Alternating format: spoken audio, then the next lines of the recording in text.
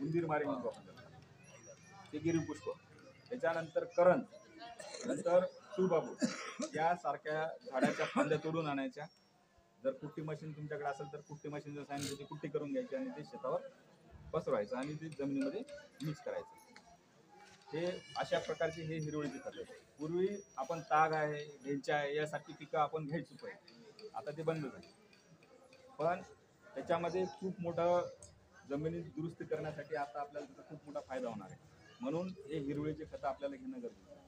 आता जे जागच्या जागेवर काढायचे त्याच्यामध्ये काय होऊ शकते की तुमचं एखादा सीझन त्याच्यामध्ये जाऊ शकतो. आता जे लागवड करायची आणि ते जमिनीत काढायची 30-35 दिवस ठेवायचे म्हटलं, म्हणजे याच्यासाठी पर्याय काय, तर ते बाहेरून आणून जे गाडायचे ते वापरायचे, किंवा जे जास्त अंतराचे पीक आहे कापूस आहे, कापसाच्या 2 ओळीमध्ये हे पीक लागवड करायचं, 30-35 दिवसानंतर जमिनीमध्ये काढायचं. जर आंतरपीक म्हणून त्याच्यामध्ये घेतलं तर आपल्याला दुहेरी फायदा त्याचा होईल. एक तर हिरवळीचं खत भेटल, दुसरं 1 महिना आपली जमीन आच्छादित राहील, त्याच्यामुळं बाष्पीभवन होणार नाही, जमिनीमध्ये ओलावा राहील.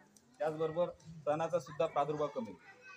असे आपल्याला फायदे होतील त्याच्यामुळे जे जास्त अंतराचे पीक आहे त्या जास्त अंतराच्या पिकामध्ये हिरवळीचे खत घ्यायचे आणि ती जमिनीमध्ये घालायचे. चौथा जो सेंद्रिय खतातला प्रकार आहे तो आहे जैविक खत. जैविक खतं म्हणजे कोणती, तर नत्र स्थिर करणारे जीवाणू खत आहे, पूर्वज विरघळणारे जीवाणू खत आहेत, पालाश उपलब्ध करून देणारे जीवाणू खत आहे, ज्याची आपण बीज प्रक्रिया करतो. तर असे हे जैविक खत. बघा असे हे जे 4 प्रकार तुम्हाला सांगितले सेंद्रिय खताचे, हरखत, जोरखत, हिरवळीचे खत आणि जैविक खत, या खताचा वापर आपण शेतामध्ये जर केला तर नक्कीच आपल्या जमिनीमधलं जे काही सेंद्रिय कर्ब कमी झालेलं आहे ते वाढवण्यासाठी आपल्याला मदत होईल. तर खताचे उदाहरण याच्यामध्ये काय असते की अन्नद्रव्याचं प्रमाण कमी असते. तुम्ही बघितलं असेल शेणखत कसे टाकतो आपण, ट्रॉल्याच्या ट्रॉल्या टाकतो खूप मोठ्या प्रमाणात. कशामुळं, कारण त्याच्यात अन्न घटक जे असतात ते कमी असतात. दुसरा प्रकार असतो जोरखत.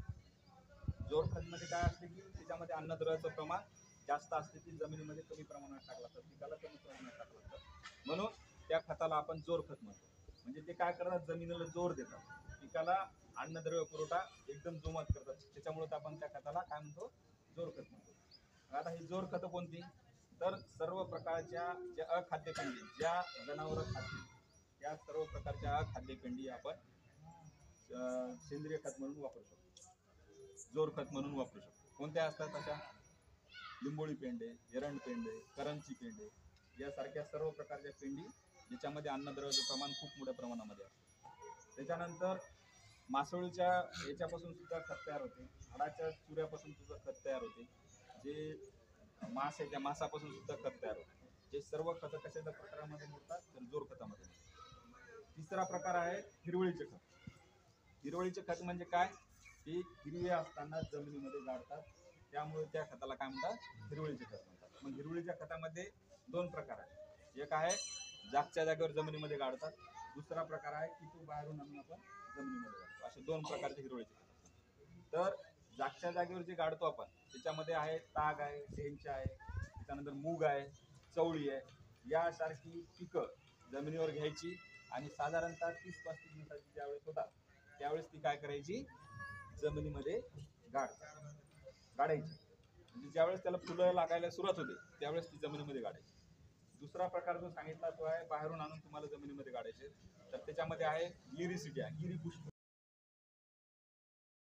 काय उपयोग राहील का, कारण त्याच्यात काही येणार नाही. जसं आपण सिमेंट आणि माती जर दोन्ही घेतलं, दोन्हीमध्ये बियाणं टाकलं, कशामध्ये उगवते, मातीमध्ये. कशामुळं, कारण त्याच्यात जीव आहे आणि त्याच्यातला जीवच जर गेला तर त्याचा काही उपयोग होणार नाही. ती सिमेंट सारखी माती. म्हणून आपल्याला आपल्या जमिनीवरचे जे सेंद्रिय कर्ब कमी झालेले आहे ते सेंद्रिय कर्ब वाढवण्यासाठी या योजनेच्या मार्फत किंवा सेंद्रिय शेतीच्या माध्यमातून ते पूर्ण करणे गरजेचं आहे. मग आता आपलं सगळं जे काही खताचे व्यवस्थापन असते ते कशावर अवलंबून आहे, कोणते खतं टाकतो आपण, पूर्णपणे रासायनिक खताचा वापर करतो, बरोबर आहे. रासायनिक खतामध्ये सुद्धा ते वापरताना फक्त 3 जास्तीत जास्त खताचा वापर होतो, ज्याच्यामध्ये NPK असते, 10-26-26 असेल, DAP असेल किंवा युरिया सिंगल सुपर फॉस्फेट असेल, पोटॅश असेल, यासारखेच खतं आपण त्या पिकाला टाकतो. याच्या व्यतिरिक्त टाकतो का काही, म्हणजे त्याला फक्त 3च अन्न घटक जातात. मी सांगितले किती, 17 लागतात, 17, त्याच्यापैकी आपण 3च द्यायला लागतो. मग हे बाकीचे जे अन्नद्रव्य होते जमिनीमधले ते सगळे अन्नद्रव्य ते पिकानं उचलून घेतले. आता ते जमिनीमध्ये नाही.